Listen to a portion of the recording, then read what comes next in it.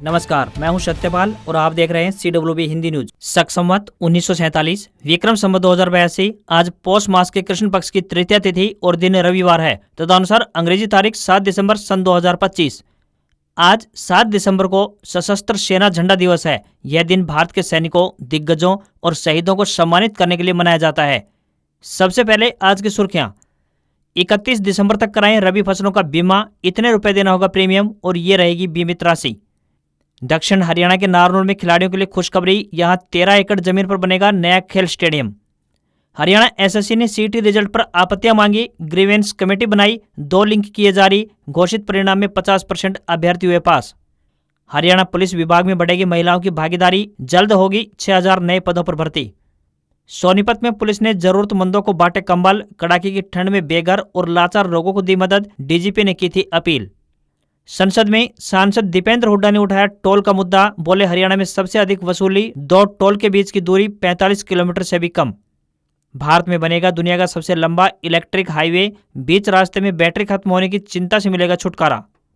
मंत्री श्रुति चौधरी के आवास पर आंगनवाड़ी वर्करों का प्रदर्शन, भिवानी में जमकर की नारेबाजी, बोली 26,000 वेतन और पक्का करें, सरकार को दिया अल्टीमेटम। हरियाणा में सभी सरकारी ऑफिसों पर लगेंगे रूफटॉप सोलर, सीएम सैनी ने दिए आदेश। मंत्री ढांडा बोले हरियाणा में बनेंगे 22 नए मॉडल संस्कृति कॉलेज, फिर यूनिवर्सिटी में तब्दील हो जाएंगे। विनेश फोगाट की विधानसभा में जेजेपी की रैली आज, 10 एकड़ में लगाया गया पंडाल, भीड़ जुटाने के लिए रणजीत चौटाला को निमंत्रण दिया। और तीसरे वनडे में भारत ने साउथ अफ्रीका को 9 विकेट से हराया, जायसवाल की सेंचुरी, कुलदीप प्रसिद्ध ने 4-4 विकेट लिए, सीरीज 2-1 से जीती। और अब खबरें विस्तार से। हरियाणा में उत्तर पश्चिमी शीत हवाओं का असर दिखाई देने लगा है, जिसके चलते मौसम निरंतर परिवर्तनशील बना हुआ है। दिन में धूप के साथ तेज ठंडी हवाओं ने भी अपना असर दिखाना शुरू कर दिया है। वहीं रातें पहले से अधिक ठंडी होने लगी हैं। इसके साथ ही कुछ जगहों पर पाला जमना भी शुरू हो चुका है, जहां पहले से ज्यादा ठंड महसूस होने लगी है। नारनौल हरियाणा का सबसे ठंडा स्थान रहा है, जहाँ न्यूनतम तापमान 3.5 डिग्री सेल्सियस दर्ज किया गया। वहीं 8 दिसंबर से फिर से अधिक ठंड बढ़ सकती है। उत्तर व उत्तर पश्चिमी हवाएं चलने से रात के तापमान में फिर से गिरावट होने की संभावना जताई गई है। सुबह और देर रात के समय ठिठुरन बढ़ सकती है। उत्तर पश्चिमी हवाओं के चलते तापमान में लगातार गिरावट जारी है। आने वाले दिनों में ठंड बढ़ने की संभावना व्यक्त की गई है। इसके साथ ही सुबह और देर रात के समय घना कोहरा और पाला पड़ने की स्थिति भी बन सकती है।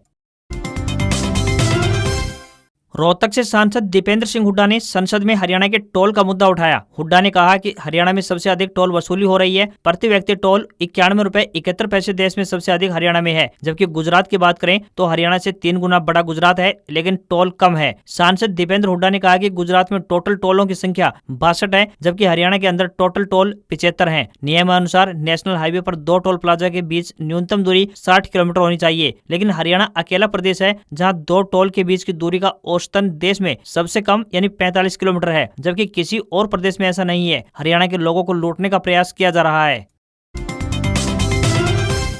हरियाणा में किसानों के लिए एक जरूरी खबर सामने आई है। बता दें कि खेती को जोखिम से मुक्ति दिलाने के उद्देश्य से शुरू की गई प्रधानमंत्री फसल बीमा योजना के लिए पोर्टल खोल दिया गया है और 31 दिसंबर तक किसान इस पोर्टल पर अपनी रबी सीजन की फसलों का बीमा करवा सकेंगे। किसान 24 दिसंबर तक बैंक में जाकर घोषणा पत्र सुनिश्चित करें, वरना बैंक द्वारा उनकी फसलों का बीमा कर दिया जाएगा। जिन किसानों को अपनी फसल तब्दील करवानी है वह 29 दिसंबर तक संबंधित ऋणी बैंक में जाकर इस काम को पूरा करें। वहीं 31 दिसंबर तक किसानों के बीमा संबंधी दस्तावेज पूरे कर लें। ऋणी किसान अपने संबंधित बैंक में जाकर अपनी फसलों का सही ब्यौरा दर्ज करवाएं। वह अऋणी किसान सीएससी सेंटर या बैंक के माध्यम से सभी आवश्यक दस्तावेज लेकर अपनी फसलों का बीमा करवा सकते हैं। सरकार की ओर से भिवानी जिले के लिए रिलायंस जनरल इंश्योरेंस कंपनी को फसलों के बीमे के लिए अधिसूचित किया गया है। रबी फसल की 5 फसलों यानी गेहूं, सरसों, जौ, चना व सूरजमुखी का बीमा करवाया जाता है। गेहूं के लिए प्रति हेक्टेयर बीमा प्रीमियम राशि 1205 रुपए 52 पैसे, सरसों के लिए 809 रुपए 13 पैसे, जौ के लिए 768 रुपए 27 पैसे, चना के लिए 592 रुपए 55 पैसे और सूरजमुखी के लिए 817 रुपए 31 पैसे प्रति हेक्टेयर का भुगतान करना होगा। वहीं गेहूं के लिए बीमित राशि 80,368 रुपए, सरसों के लिए 83,942 रुपए,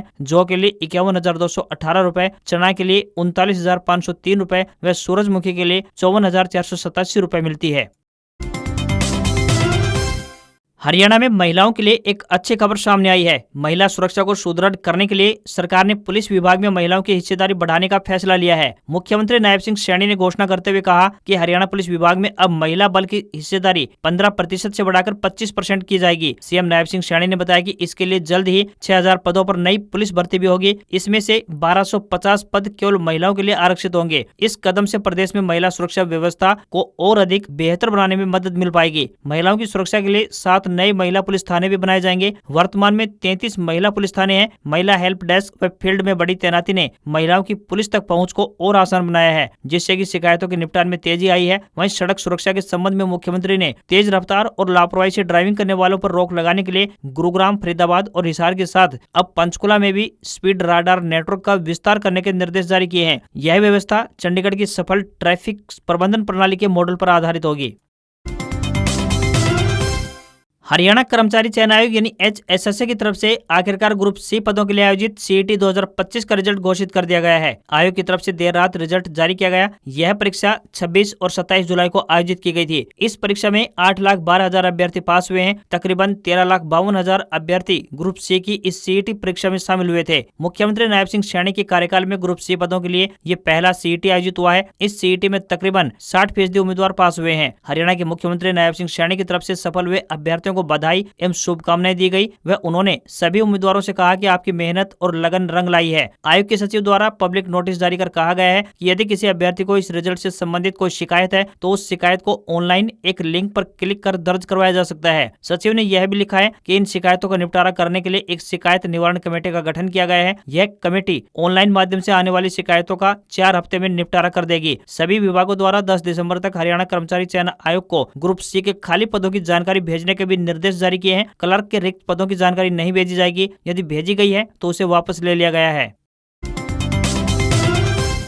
हरियाणा के झज्जर से दिल्ली NCR के लिए ग्रीन एनर्जी का नया रास्ता खुला है, जहां राजस्थान के सौर ऊर्जा हब से 8.1 गीगावाट हरित बिजली लाने वाली Khetri Narela 765 kV transmission line सफलतापूर्वक शुरू हो गई है। इससे उत्तर भारत की ऊर्जा सुरक्षा और पर्यावरण को बड़ा बढ़ावा मिलेगा। झज्जर के कठिन रास्तों से गुजरते हुए यह परियोजना एक बड़ी उपलब्धि है। झज्जर से होकर गुजरने वाली यह ट्रांसमिशन लाइन राजस्थान की सौर ऊर्जा को दिल्ली NCR तक पहुँचाएगी, जिससे ग्रिड मजबूत होगी। पहले इस परियोजना को जमीन विवादों और किसानों की आपत्तियों के कारण काफी चुनौतियों का सामना करना पड़ा है। पावर ग्रिड टीम के प्रयासों से बाधाओं को दूर किया गया। पावर ग्रिड ने 3 दिसंबर की रात अपने X अकाउंट पर इसे no terrain too tough, no season too rough की भावना का प्रतीक बताया। अब वास्तव में राजस्थान की धूप दिल्ली NCR की रोशनी बनेगी। 765 kV वोल्टेज ग्रिड भारत की सबसे उच्च क्षमता वाली लाइनों में शामिल है। यह इंटीग्रेशन कोयला गैस पर निर्भरता को कम करेगा और बिजली लागत को लंबे समय के लिए कम करता है। हरियाणा के जींद में जननायक जनता पार्टी यानी JJP अपने स्थापना दिवस पर आज 7 दिसंबर को एक रैली करने जा रही है, जिसकी तैयारियां अब अंतिम चरण में है। कांग्रेस विधायक एवं पहलवान विनेश फोगाट की विधानसभा जुलाना में आयोजित होने वाली इस रैली के लिए 10 एकड़ में पंडाल लगाया जा रहा है। जुलाना के पास national highway 352 Jind Julana road के नजदीक खुले मैदान में ये रैली होगी। उधर रैली में भीड़ जुटाना अजय चौटाला परिवार के लिए चुनौती बन गया है। इसके लिए रणजीत चौटाला से मदद मांगी गई है। रैली से 2 दिन पहले दिग्विजय चौटाला ने रणजीत चौटाला को रैली में का निमंत्रण दिया है। हालांकि रणजीत चौटाला ने रैली में शामिल होने को लेकर अपने पत्ते अभी तक नहीं खोले हैं। वहीं विधानसभा चुनाव में मिली हार के बाद लगातार हाशिए पर चल रही जजपा के लिए रैली में भीड़ जुटाना आसान दिखाई नहीं दे रहा है। दुष्यंत चौटाला ने जींद में ही रैली के लिए डेरा डाल दिया है। वहीं दिग्विजय चौटाला प्रदेश की अलग अलग समितियों के साथ बैठकें कर रहे हैं। रैली स्तर पर पार्किंग के लिए बड़े गुब्बारे लगाए जाएंगे। इसके अलावा रैली स्तर पर डॉक्टर भीमराव अम्बेडकर, शहीद भगत सिंह, जननायक चौधरी देवीलाल और पूर्व मुख्यमंत्री ओम प्रकाश चौटाला के विशाल कटआउट्स लगाए जाएंगे। लोगों के बैठने के लिए पूरी जगह ओपन रहेगी। जजपा ने 7 साल पहले यानी 9 दिसंबर 2018 को जींद के पांडु पिंडारा से रैली के साथ अपनी राजनीतिक शुरुआत की थी। जजपा जींद को अपने लिए शुभ मानती है, इसलिए इस बार भी जींद में ही रैली कर रही है। अक्टूबर 2018 में इनेलो यानी INLD के गोहाना में रैली हुई थी। यहाँ ओम प्रकाश चौटाला और अभय सिंह चौटाला के सामने दुष्यंत चौटाला को अगला मुख्यमंत्री बनाने के नारे लगे। इस पर ओम प्रकाश चौटाला ने अनुशासनहीनता के आरोप में अपने बड़े बेटे अजय चौटाला और उनके 2 बेटों दुष्यंत और दिग्विजय चौटाला को पार्टी से बाहर का रास्ता दिखा दिया था। इसके बाद साल 2018 में INLD से अलग होकर उन्होंने जननायक जनता पार्टी यानी JJP बनाई। साल 2019 में विधानसभा चुनाव हुए तो JJP ने 10 सीटें जीती, चुनी गई सरकार के किंग मेकर बने और मात्र 31 साल की उम्र में दुष्यंत चौटाला हरियाणा के डिप्टी सीएम बने। इसके बाद लोकसभा चुनाव से पहले बीजेपी व जेजेपी का गठबंधन टूट गया। लोकसभा चुनाव में जेजेपी ने अपने प्रत्याशी उतारे, लेकिन सभी प्रत्याशियों की जमानत जब्त हो गई। इसके बाद 7 विधायक भी जजपा से बागी हो गए। वहीं इनेलो और जजपा का वोट बैंक कांग्रेस की तरफ शिफ्ट होता हुआ दिखाई दिया। भिवानी में मंत्री श्रुति चौधरी के आवास पर आंगनवाड़ी वर्कर्स और हेल्पर्स ने प्रदर्शन किया। इस दौरान रोजगार और न्यूनतम वेतन 26,000 रुपए देने की मांग रखी गई। मजदूर विरोधी चारों लेबर कोड्स को भी रद्द करने के लिए आवाज बुलंद की गई। मिड डे मील नेता सुदेश श्रीवास्तव ने कहा कि भाजपा सरकार देश के लाखों आंगनवाड़ी वर्कर्स और हेल्पर्स के साथ बड़ी धोखेबाजी और उनकी मेहनत की लूट कर रही है। यह लूट आंगनवाड़ी के साथ ही देश की 1 करोड़ स्कीम वर्कर्स आशा मिड डे मील के साथ भी कर रही है। उन्होंने कहा कि भारत के सर्वोच्च न्यायालय ने आंगनवाड़ी कार्यकर्ताओं और सहायिकाओं को ग्रेच्युटी देने का आदेश दिया है। सरकार ने मार्च 2025 की शुरुआत में ही आशा वर्कर्स के निश्चित वेतन में वृद्धि की घोषणा की थी, लेकिन अभी तक इसे लागू नहीं किया गया है। डिजिटलीकरण के नाम पर सरकार इन योजनाओं के हकदारों को समाप्त करने के पागलपन में लगी हुई है, तो वहीं बजट कटौती और वेतन का भुगतान न होना भी आम बात हो गई है। सरकार न्यूनतम वेतन नहीं बढ़ा रही है। 4 लेबर कोड्स को लागू करना देश के मजदूरों और कर्मचारियों के साथ भारी विश्वासघात है। मांग की कि वर्कर्स और हेल्पर्स के लिए न्यूनतम वेतन 26,000 रुपए लागू हो और वर्कर्स को तीसरे और हेल्पर्स को चौथे दर्जे का कर्मचारी बनाया जाए। हड़ताल के दौरान का टर्मिनेट वर्कर्स हेल्पर्स का मानदेय जारी हो। ग्रेच्युटी लाभ देने के कोर्ट के निर्णयों को केंद्र व राज्य सरकार लागू करें। हेल्पर्स और वर्कर्स की प्रमोशन 50% हो और खाली पड़े पदों पर तुरंत भर्ती की जाए। मंत्री से मांग की कि वे प्ले वे स्कूल तथा क्रेच कम आंगनवाड़ी केंद्रों के लिए वर्कर्स और हेल्पर्स को ग्रेड दिया जाए।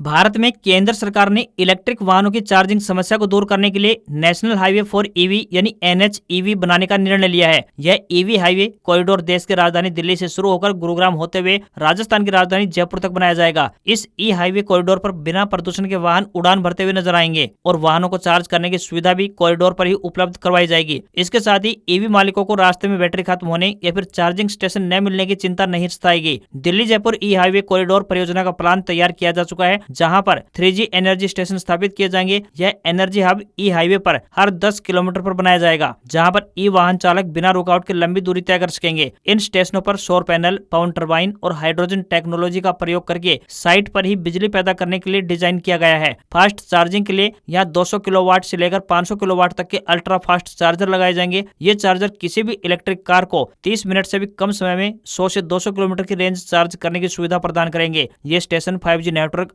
आर्टिफिशियल इंटेलिजेंस यानी AI, लोड मैनेजमेंट और जियो रूट प्लानिंग से लैस होंगे। मतलब ये वाहन अपने आप अगले 3G स्टेशन की जानकारी देंगे, जो ड्राइवर को बेहतर रूट प्लानिंग में सहायता भी करेगा। इससे ड्राइवर को यह भी पता चलेगा कि बैटरी कितनी बची है और चार्जिंग के लिए कितनी देर रुकना पड़ेगा। वर्तमान में जर्मनी के बर्लिन में 109 किलोमीटर लंबा ई हाईवे है। देश का पहला ई हाईवे दिल्ली के इंडिया गेट से लेकर जयपुर के अल्बर्ट पिंटो हॉल तक घोषित किया गया है। यह कॉरिडोर तकरीबन 280 किलोमीटर लंबा है। पूरी तरह से तैयार होने के बाद यह विश्व का सबसे लंबा ई हाईवे बन जाएगा। यह एक विशाल उपलब्धि होगी। पहले चरण की सफलता के बाद इस कॉरिडोर को दिल्ली आगरा हाईवे से भी जोड़कर लगभग 500 किलोमीटर लंबा करने की योजना है। दक्षिण हरियाणा के नारनौल क्षेत्र से खिलाड़ियों के लिए एक बड़ी खुशखबरी सामने आई है। यहाँ गांव बड़कोदा और बड़गांव ग्राम पंचायत की तकरीबन 13 एकड़ जमीन पर जिला स्तरीय खेल स्टेडियम का निर्माण किया जाएगा। इस प्रोजेक्ट को राज्य सरकार ने मंजूरी प्रदान कर दी है, जिसके बाद दोनों गांव के सरपंचों और आबादी ने स्थानीय बीजेपी विधायक ओम प्रकाश यादव का आभार व्यक्त किया है। इस आधुनिक खेल स्टेडियम में खिलाड़ियों के लिए synthetic track, multipurpose indoor hall, badminton court सहित अन्य कई तरह की बुनियादी सुविधाएं उपलब्ध करवाई जाएंगी। खिलाड़ियों के लिए पीने का पानी, साफ सुथरे शौचालय, कुश्ती हाल में मैट की सुविधा आदि की व्यवस्था भी की जाएगी। यहाँ पर खिलाड़ियों को गेम्स की तैयारियों के लिए अनुकूल माहौल मिलेगा, तो क्षेत्र में खेल भावना को नई दिशा भी मिलेगी। यह प्रोजेक्ट क्षेत्र के युवा खिलाड़ियों के लिए बड़ी उपलब्धि मानी जा रही है। यहाँ पर खिलाड़ी अच्छे माहौल में अभ्यास कर राष्ट्रीय और अंतर्राष्ट्रीय स्तर पर शानदार प्रदर्शन कर क्षेत्र का नाम रोशन कर सकेंगे।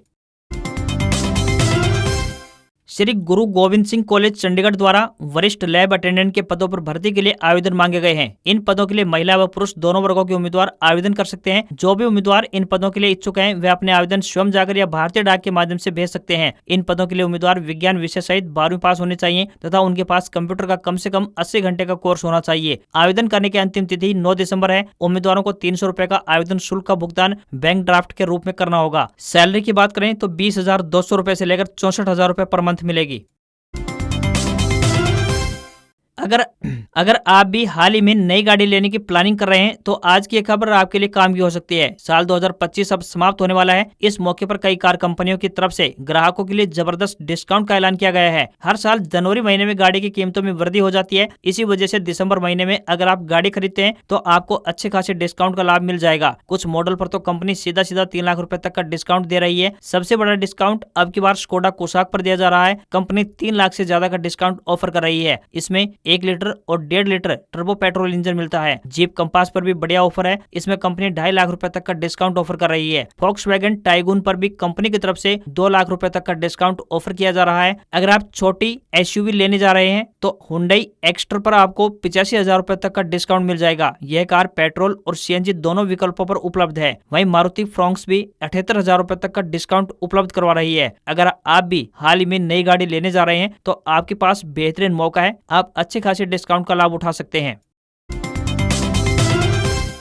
भारत ने साउथ अफ्रीका को तीसरे वनडे में 9 विकेट से हरा दिया। विशाखापट्टनम में टीम इंडिया ने टॉस जीतकर बॉलिंग चुनी। साउथ अफ्रीका 270 रन बना सका। भारत ने 40वें ओवर में महज 1 विकेट खोकर टारगेट हासिल कर लिया। विराट कोहली ने लगातार 2 चौके मारकर टीम इंडिया को जीत दिला दी। Doctor YS Rajashekhar Reddy stadium में मेहमान टीम के लिए किंटन डिकॉक ने शतक लगाया। भारत से कुलदीप यादव और प्रसिद्ध कृष्णा ने 4-4 विकेट लिए। 271 रन के टारगेट के सामने यशस्वी जायसवाल और रोहित शर्मा ने भारत को मजबूत शुरुआत दिलाई। दोनों ने 155 रन की पार्टनरशिप की। रोहित 75 रन बनाकर आउट हुए। यह सीरीज में उनकी पहली 50 रही। यशस्वी ने फिर 111 गेंद पर अपने वनडे कैरियर का पहला शतक लगाया। उनके सामने विराट कोहली ने महज 40 गेंद पर 50 लगा दी। दोनों ने 40वें ओवर में टीम को जीत दिला दी। वहीं साउथ अफ्रीका से केशव महाराज ने इकलौता विकेट लिया। तीसरे वनडे में नतीजे के साथ होम टीम ने 3 मैचों की सीरीज 2-1 से जीत ली है। साउथ अफ्रीका ने दूसरे मुकाबले में 359 रन चेज किए थे। वहीं दोनों टीमों के बीच 5 T20 की सीरीज 9 दिसंबर से शुरू होने जा रही है। साउथ अफ्रीका ने टेस्ट सीरीज 2-0 से जीती है।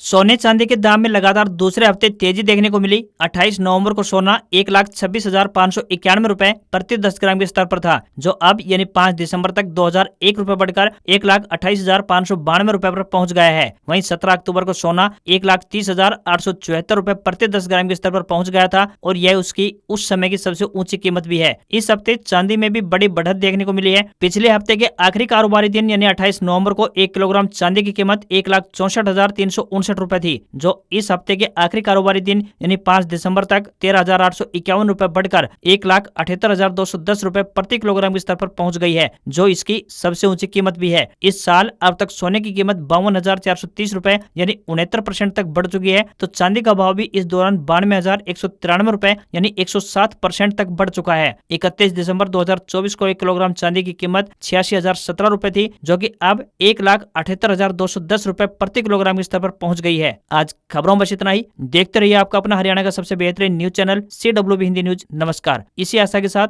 आपका दिन शुभ रहे।